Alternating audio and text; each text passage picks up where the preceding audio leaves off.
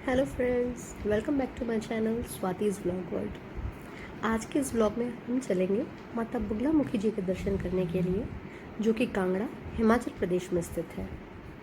यहाँ से आने के लिए आप पठानकोट के थ्रू आ सकते हैं। बाय ट्रेन आ रहे हैं तो, बाय प्लेन आते हैं तो आप गग्गल एयरपोर्ट कांगड़ा में ही आएंगे, वहाँ के थ्रू आप आ सकते हैं। और बाय बस तो फैसिलिटीज़ अवेलेबल हैं, यानी तीनों फैसिलिटीज़ अवेलेबल हैं। तो चलिए चलते हैं।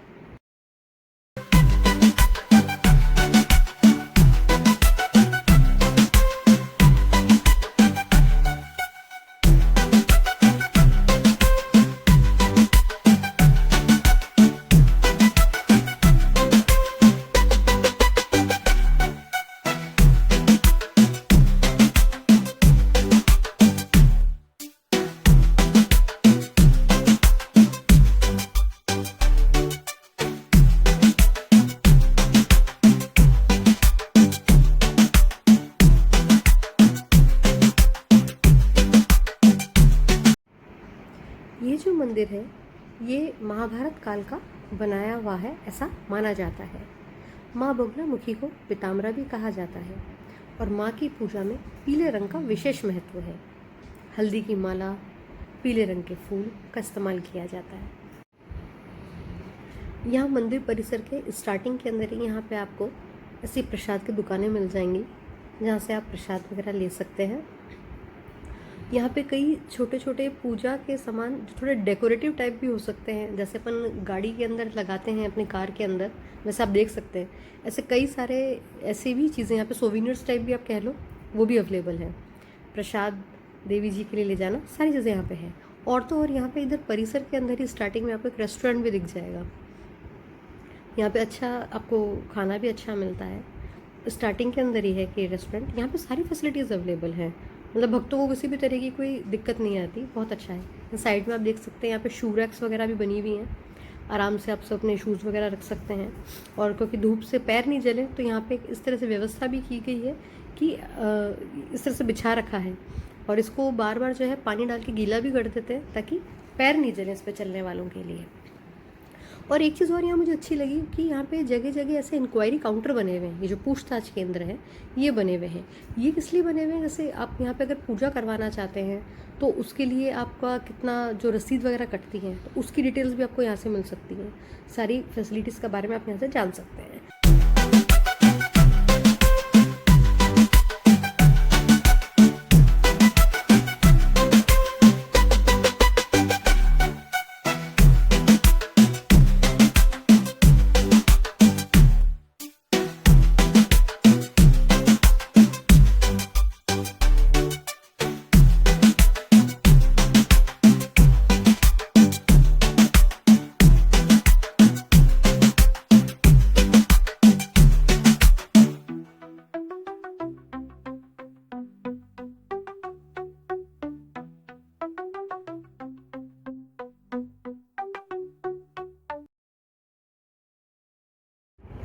माँ बगलामुखी देवी जी के संदर्भ में एक पौराणिक कथा है, जिसके अनुसार एक बार सतयुग में महाविनाश उत्पन्न करने वाला ब्रह्मांडीय तूफान उत्पन्न हुआ, जिससे संपूर्ण विश्व नष्ट होने लगा था।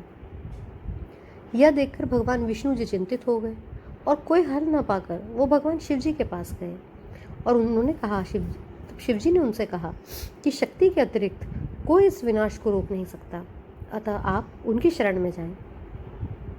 तब भगवान विष्णु हरिद्रा सरोवर के निकट पहुंचकर कठोर तप करने लगे। वहाँ पे देवी जी उनसे प्रसन्न होकर महात्रिपुर सुंदरी चतुर्दशी की रात्रि को देवी बगलामुखी के रूप में प्रकट हुई और विष्णु जी को इच्छित वर दिया। तब जाके सृष्टि का विनाश रुका। माँ बगलामुखी को शत्रुनाशिनी भी माना जाता है। कहा जाता है इस मंदिर में हवन कराने से कष्टों का निवारण होता है और शत्रु भय से भी मुक्ति मिलती है। यहाँ पे इस तरह की कई सारी यज्ञशालाएं बनी हुई हैं, जहाँ पे आप देख सकते हैं लोग बाग किस तरीके से पंडित जी से यहाँ पे यज्ञ करवा रहे हैं। यहाँ पे मंदिर में ना जो पूजा होती है, हवन होता है, वो दो तरीके का होता है। एक को कहते हैं कड़वी पूजा, एक को कहते हैं मीठी पूजा। कड़वी पूजा जो होती है वो नज़र उतारना या शत्रु से छुटकारा पाने के लिए होती है, और जो मीठी पूजा होती है वो आपके जो कार्य नहीं बन रहे हैं उनको बनाने के लिए होती है।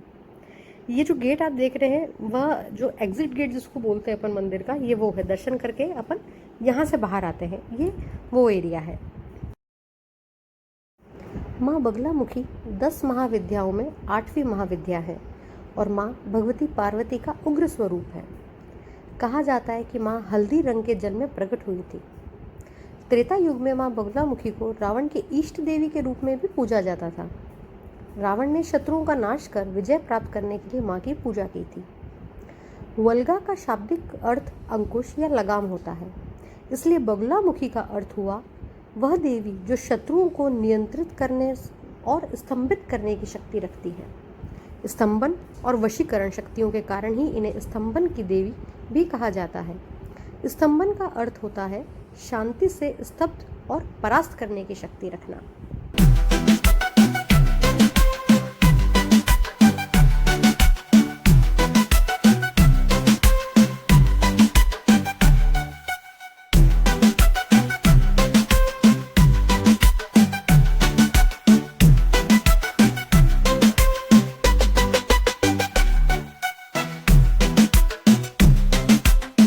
यहाँ भी कंस्ट्रक्शन का काम भी और चल रहा है ताकि फैसिलिटीज़ और अच्छी कर सकें ये लोग। काफ़ी अच्छा है यहाँ पे बना हुआ। और आप ये पीछे देख सकते हैं, यहाँ पे भी यज्ञशाला बनी हुई है। लोग बाग बैठ के यहाँ पे हवन करवा रहे हैं, आप देख रहे हैं। तो मतलब यहाँ पे मंदिर के जस्ट मंदिर जो है देवी जी का, उनके जस्ट आगे भी बनी हुई है यज्ञशाला। लेफ़्ट और राइट जो अपने स्टार्टिंग में देखी थी वहाँ भी थी, ये साइड में एंड की तरफ में भी बनी हुई है। यहाँ पर इधर एक ये होटल भी है, यहाँ पे नमामि होटल, वो भी बनी हुई है। यहाँ पे पीले रंग का, जो मैंने आपको स्टार्टिंग में बताया था, पीले रंग का बहुत महत्व है। जहाँ तक जब भी यहाँ दर्शन करने के लिए आते हैं, जनरली लोग पीला पहन के ही आते हैं, पीले कलर के ही वस्त्र धारण किए हुए होते हैं। और जो पंडित जी वगैरह हैं उन्होंने भी सबने पीला ही पहना हुआ होता है। यहाँ भोग में हर जगह पीले रंग का बहुत विशेष महत्व माना जाता है। आप देखिए पंखे तक पीले लगे कलर के किए हुए इन लोगों ने यहाँ पर। तो भीड़ कितनी यहाँ पे रहती है, पूरे साल ही भीड़ रहती है। नवरात्रि में तो बहुत ही भीड़ होती है, पैर रखने की भी जगह नहीं होती यहाँ पर। और बाकी पूरे साल ही यहाँ पर भीड़ रहती है। अभी सितंबर का समय है, गर्मी जबकि इतनी ज़्यादा थी, सितंबर के अंदर भी जून जैसी ही फीलिंग आ रही थी, गर्मी भी इतनी ज़्यादा थी यहाँ पर उस वक्त भी।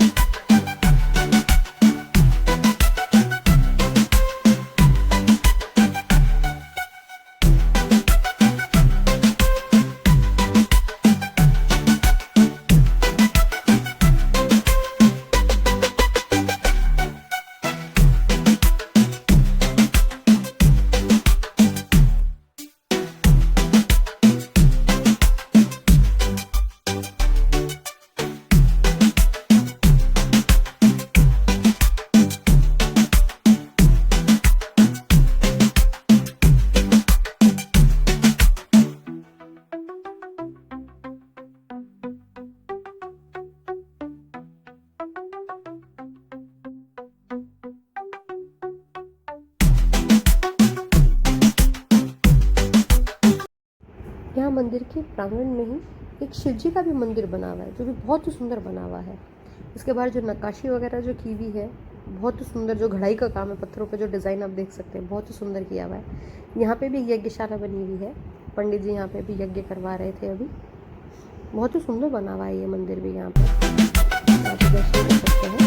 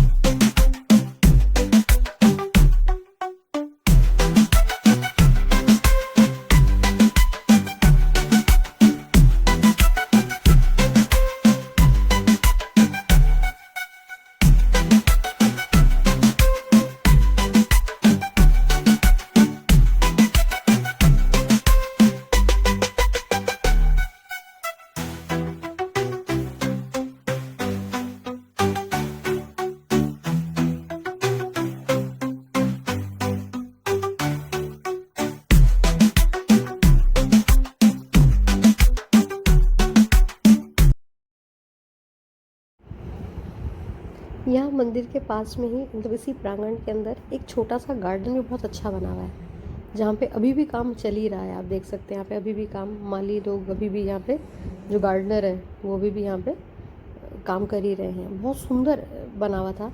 सब तरह के मतलब हरे कलर के भी इतने अलग अलग रंग के पौधे लगे हुए थे, और फूलों की भी बात करें, पुष्पों की बात करें तो वो भी अलग अलग कलर के लगे हुए थे। बहुत ही प्यारा देखने में लग रहा था ये। यहाँ पे इधर पीछे कैफ़ेज़ वगैरह भी बने हुए हैं, जहाँ पे आप आराम से कॉफ़ी वगैरह का अच्छा आनंद उठा सकते हैं, और खाना वगैरह भी कुछ खा सकते हैं आप खाना चाहें तो।